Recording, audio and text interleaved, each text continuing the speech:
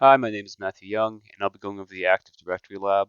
Uh, this lab was done in the custom Windows environment on CyberRange. Lets us open up a few different Windows environments, and we'll be using a couple of them throughout the course of the lab. Right now, we're using dc.example to start with for part one. So to start, I go ahead and show that I've changed the settings for the Ethernet 3. Go here, change adapter settings, Ethernet 3, go to properties, and I'll show the IPv4 has been changed to the loopback address. So that's 127.0.0.1.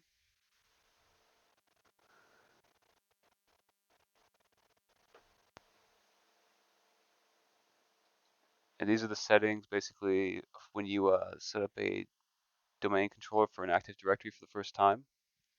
That's what I was just showing off. And then we're going to go to the server manager.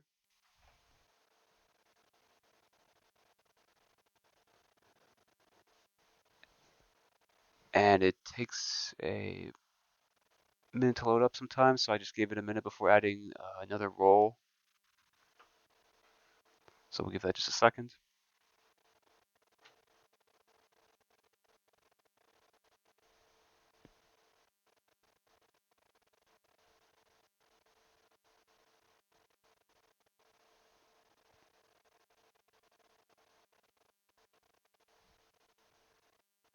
And see here, I go ahead and try to add a role. We go with role-based.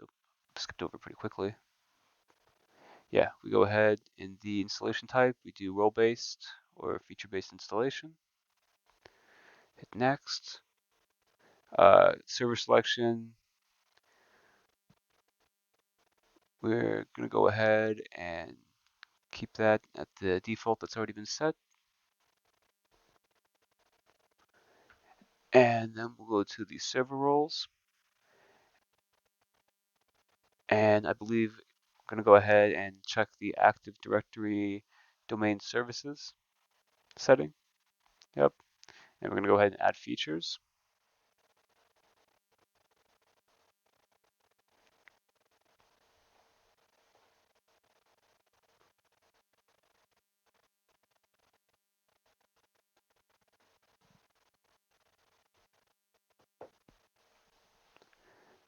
And then for the features step of the installation, we're going to go ahead and highlight that we're not using .NET Framework 3.5, we're using 4.7 because this has difficulties in this lab if we use 3.5, as reported by the example videos.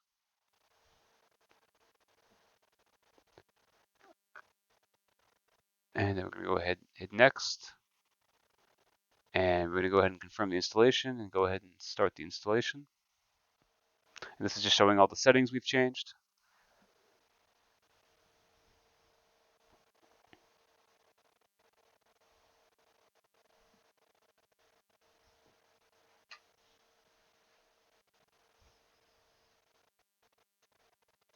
I'm going to go ahead and skip ahead to when I start the installation.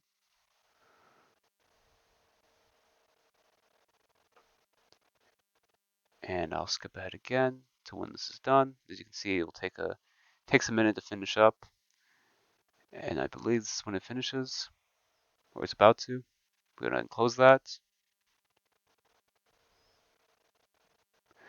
As you can see, we've successfully added that Active Directory domain service. So I'm gonna go up to notifications here, and we can see it's been successfully installed by the notification. And we're gonna go to the configuration. I'm gonna add a new forest.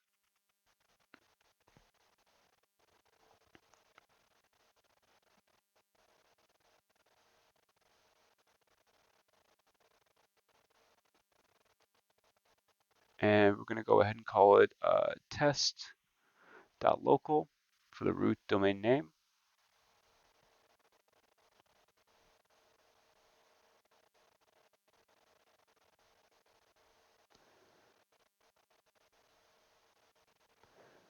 So we click next.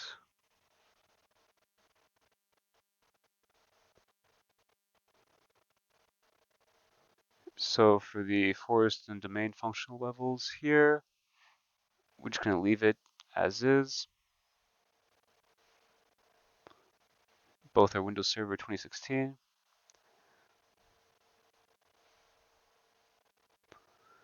So it's important to note as well that the domain name service, domain name system server and the global catalog boxes are checked as well. And it's on by default, so we don't have to do anything right there. So then I enter a password for it.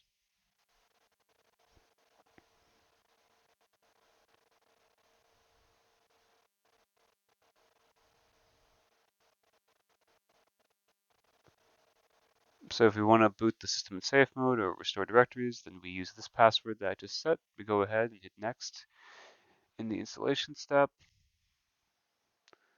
And I'm going to let it load real quick.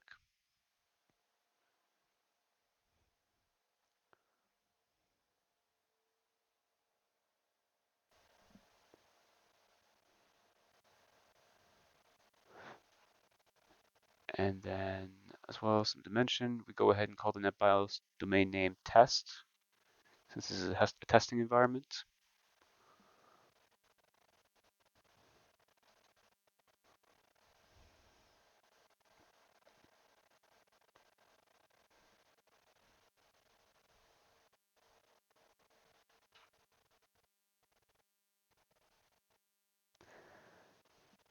And so all prerequisite checks were passed successfully. We can go ahead and begin installation. We get a few notifications there, but that's okay. We can go ahead and start installation.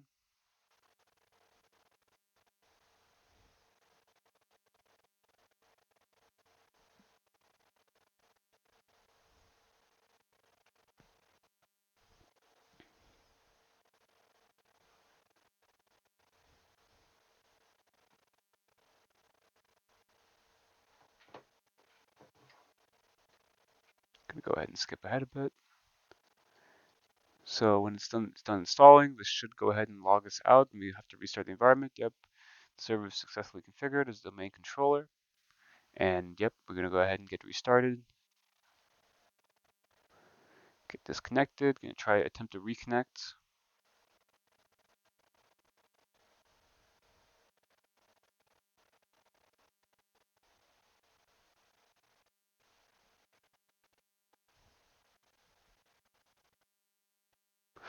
Unfortunately, the target system was unreachable, and this is normal. And this was shown off in the direction video. I attempt to re-enter after closing the tab, but I believe I get the same result. We're gonna have to do a full environment restart.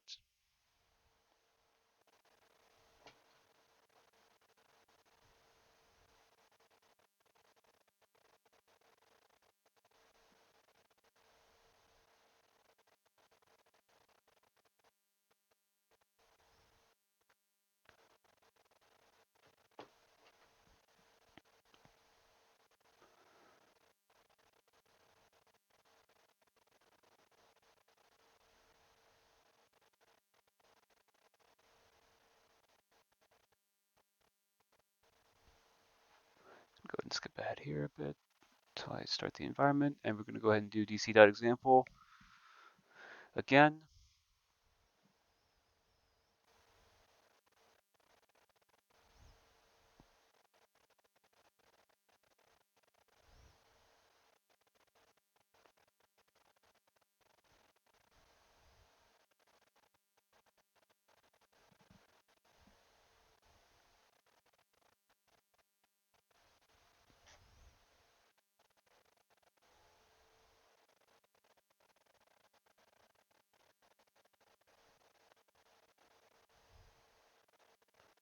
Good. Skip a bit. Okay. We were successfully able to start up the environment, dc.example again, and we'll move on to the next part of the lab. So we're going to look up the remote desktop connection app, open that, and we're going to use the loopback IP, the 127.0.0.1, and connect it, and going to go ahead and enter the CyberRange credentials, the default CyberRange credentials, to initiate this connection. I am not sure what it is at first, but I eventually figure out that the password is just student.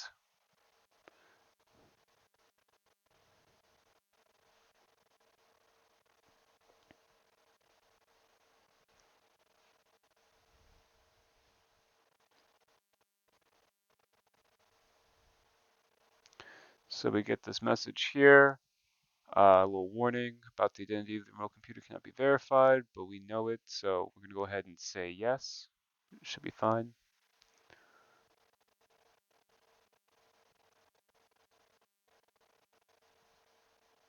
And we're going to let the try to connect, and as you can see, we get an immediate failure. The target system has closed the connection because it conflicts with another connection.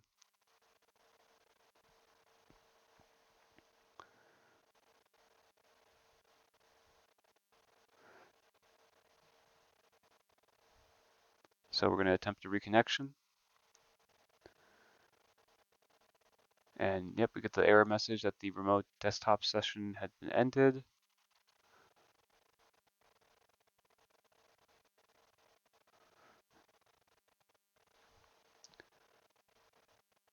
So I'm going to go ahead, since this didn't work, I'm going to go back to the server manager and attempt to find a different IP I can use.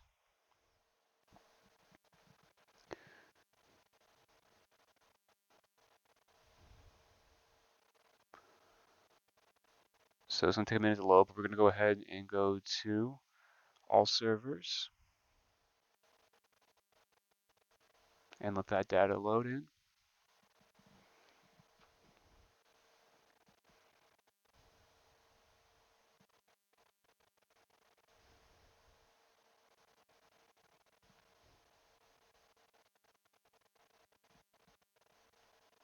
There we go. As you can see up here, we have the IPv4 address that we're going to try and use to connect instead of the loopback address that we used earlier, as per the instructions of the video.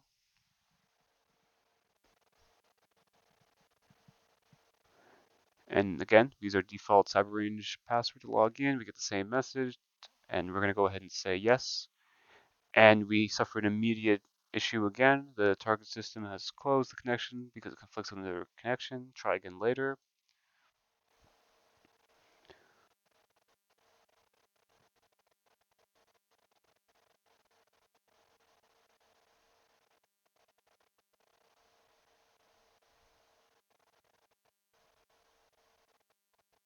So we're going to go ahead and attempt a reconnection.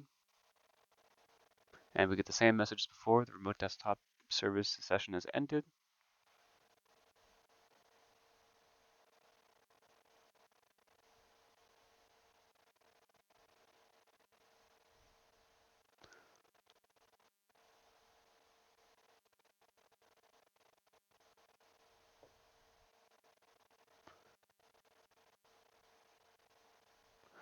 And according to the video, as far as the instructor knows, those two are the only IP addresses that we can use in this lab, or connections. And unfortunately, for whatever reason, they don't appear to be working in our current environment. This may be an oversight with some of the settings of the environment, but they have not been specified um, by the instruction video that has been provided by the professors. So unfortunately, this kind of put me at a bit of a roadblock.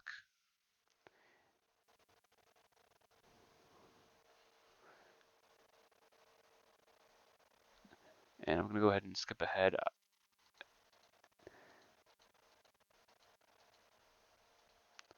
And I believe I attempt to connect again to see if we can proceed with part one. We go through the same issue as before, an immediate termination of the connection. And we have to attempt to reconnect. And we get the same message here. Remote desktop connection, another user connected to the remote computer. So your connection was lost, try connecting again, or contact your network administrator or technical support group. So if I had to guess, there were some settings within the CyberRange that were not configured properly or were not specified to us in order to fix that, which is unfortunate as it will be a major roadblock in continuing with the lab.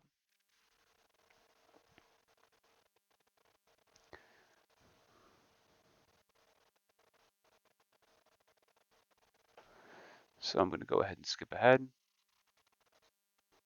And I believe the example video found a workaround which I attempt to use. So right now we're going to go ahead and we open up DC example, but we also open up WEF example. And in WEF, we go to the server manager, give it a minute to load. Oh, I think I may have, oh, actually I need to go to the remote desktop connection instead and try to attempt to connect from here rather than inside of dc.example. So we're going to go ahead and use that IP address that we saw before that we attempted the second time and failed.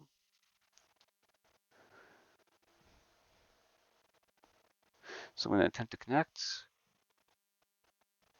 and it's asking for username and password for the credentials. And I'm going to go ahead and use the same username and password as the demo video, which in this case will be test/student, and the password associated with it. So we're going to jump ahead here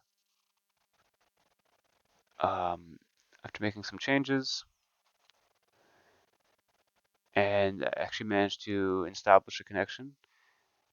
I believe I was not able to get that section on recording, but I do skip ahead.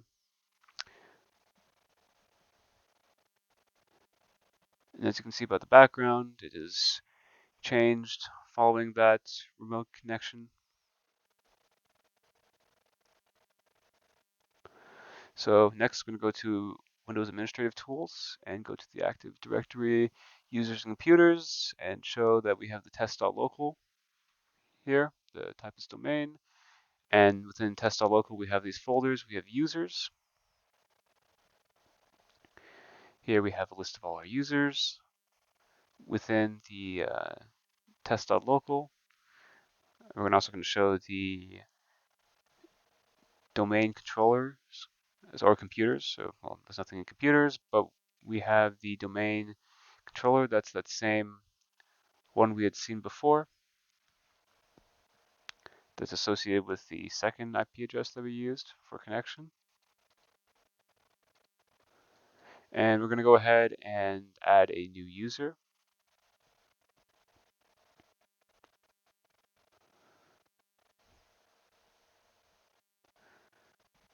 And we do this by go ahead and we right click, not on one of the users, but we right click on just the white space around it so we can add a new user.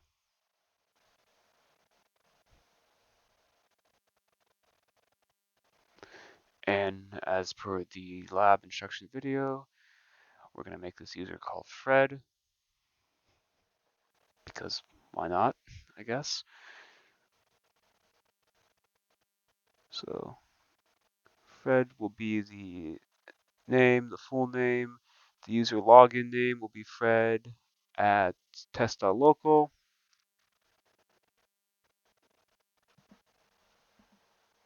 And we also set the user login name pre-Windows 2000 to test as well. So test/test or test/Fred, sorry.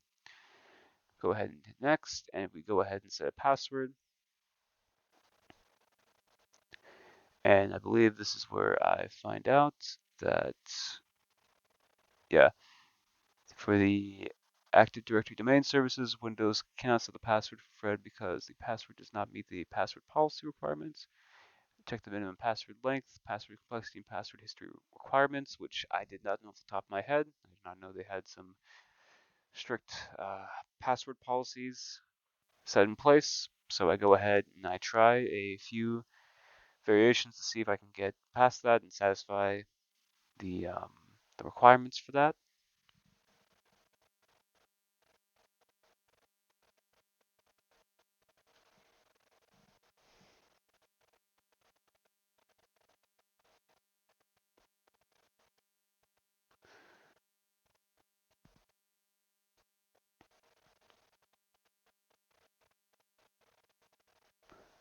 And after satisfying Windows password policy, we're able to make our user Fred in our test.local Active Directory.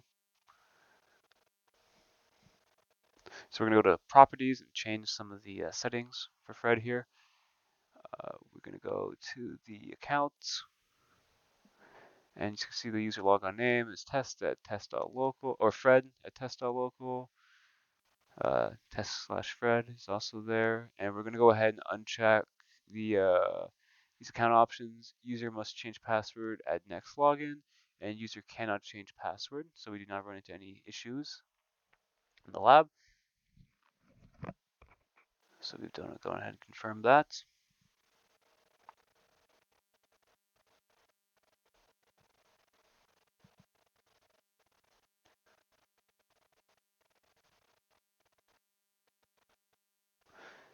And just want to go back and just double check to see that all these settings have been accepted.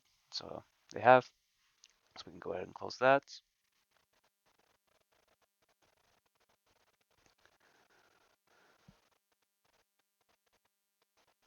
So now I'm just going to skip a bit, and we go to the test.local, and I believe we're going to make some changes to some of the settings there. So we go to properties.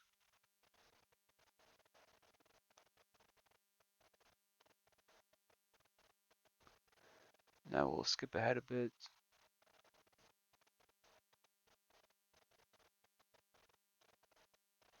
I believe that was actually the end of that first part, and did not yet actually change any of the properties there. So now we're back in DC example for the next part.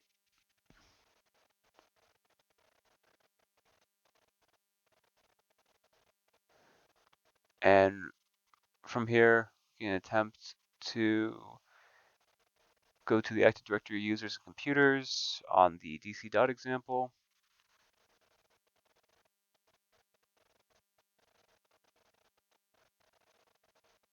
Skip ahead because I believe there are some technical difficulties that I do encounter when trying to follow along with the video provided, which does have some lacks some clarity in how to proceed. But that's okay. I do attempt to follow through, and as a suggestion of the video, it seems that they open the WinServe1 example next, and from here we change the IPv4 settings to use the following DNS server address, and I believe we use that second IP that we before, yeah, in dc.example. As you can see here, oh, let me try and pause it in the right spot. Yep. Oh, yeah, here we go. So in all servers, we have the server name and that IP address, IPv4 address, which we're going to go ahead and use in the WinServe1 settings.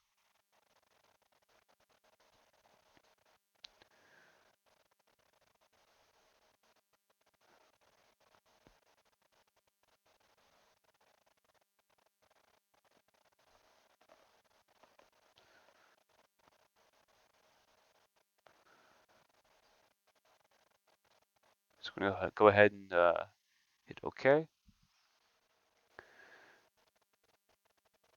Okay, we go ahead and save those settings.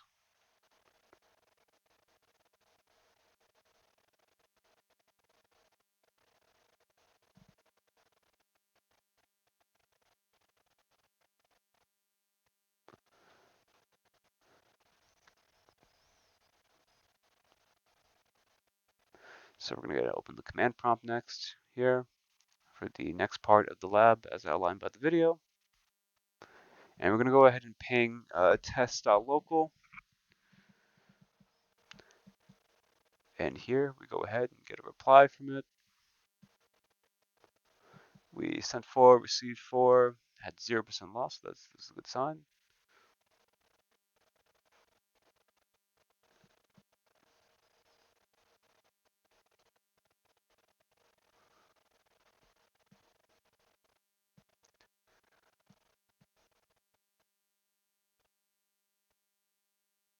So from the dc.example.com, we're going to go ahead and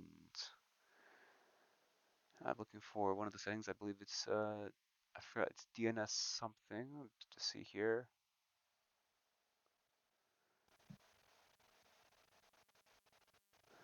Yes, I believe it's under Windows Administrative Tools. Just it's kind of called DNS.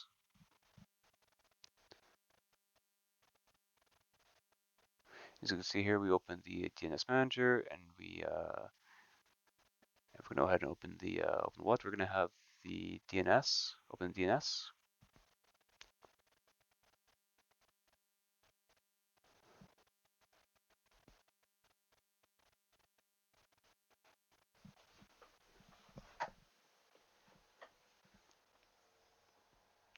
So we go into the settings, into the forward lookup zones, into test.local.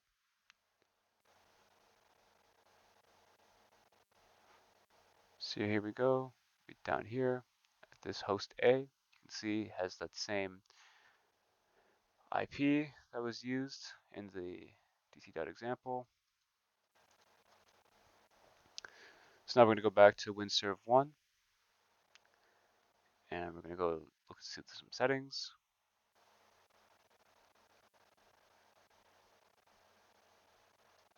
So I'm going to go ahead and skip ahead. So we go to the Go to the control panel, system security, and the system.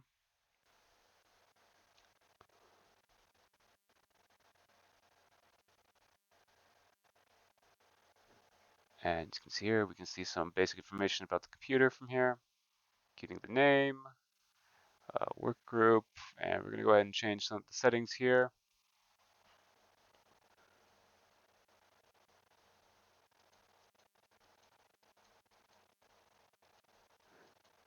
And as you, nope, I can make a mistake there.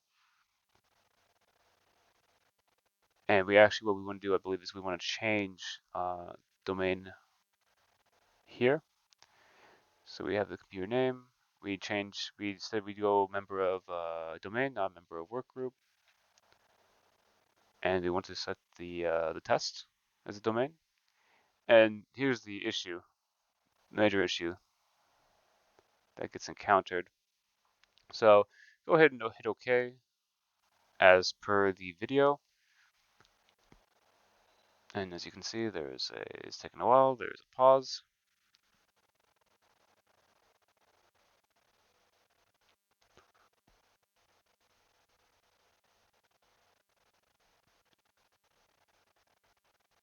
And as you can see, we face this error right here, which is an Active Directory domain controller for the domain test cannot be contacted, which I believe I typed correctly as per the video as following the steps.